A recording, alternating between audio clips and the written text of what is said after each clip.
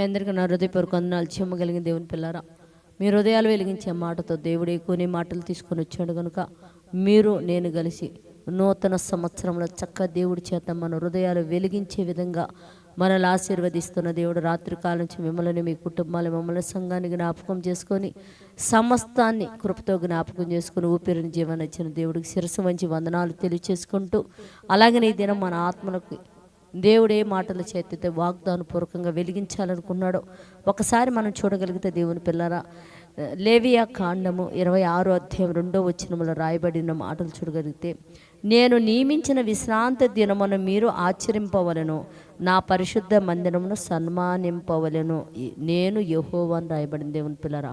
కనుక దేవుడు మనతో ఏం మాట్లాడుతున్నాడంటే, నేను అనే మాట ఇక్కడ మనం చూస్తే మనకి చాలా ఆశ్చర్యం వేసిద్ది దేవుని పిల్లారా.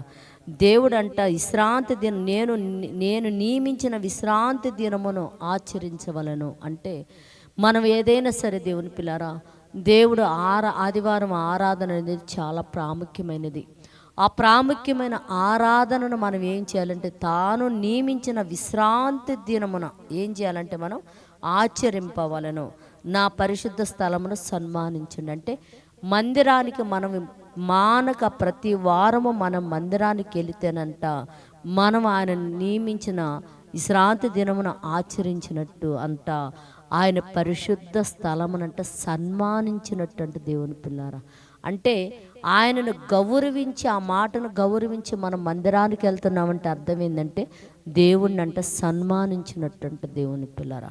కనుక ఎవరైతే ఆదివారం అంటే రక్షణ పొందిన ఆదివారం యూట్యూబ్ ద్వారా లైవ్ చూడవచ్చు అని చెప్పేసి అలా మందిరానికి కూడా వెళ్ళకుండా ఎంతమంది అయితే సోమరిపోతులుగా బద్ధకస్తులుగా మారిపోయి ఇంటికాడున్నారో, దేవుని సన్మానించకుండా, దేవుడు నియమించిన కట్టడలను పాటించకుండా దేవుణ్ణి అవమానపరిచే విధంగా ఎంతమంది ఉన్నారో, అట్టి వారందరూ కూడా ఆయన విశ్రాంతి దినమును ఆచరించి మందిరానికి పోయి ఆయన పరిశుద్ధ స్థలమును సన్మానించే వారిగా మారిపోయినట్లు ప్రార్థన చేద్దాం.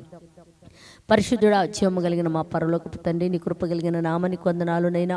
ఇదిగో నేను నియమించిన విశ్రాంతి దినమును ఆశ్రయించి, ఇదిగో నా సన్నిధానములో మీరు పరిశుద్ధంగా నన్ను సన్మానించాలంటున్నావు తండ్రి. అట్టు మేము మందిరానికి మానక నీ సన్నిధానానికి వచ్చి నిన్ను సన్మానించేవారుగా మేము భూమి మీద ఉన్న నీ పిల్లలందరూ ఉండినట్లు కృప చూపమని అడుగుతూ, సంఘము ద్వారా నువ్వు ఇవ్వబోతున్న ప్రతి ఈవెను నీ పిల్లలు పొందినట్లు కృప అనుగ్రహించి ఆయించమని క్రీస్తు పేరటి ప్రార్థన అడుగుతున్నాము తండ్రి. ఆమేన్. మీ అందరికీ నా హృదయపూర్వక వందనాలు.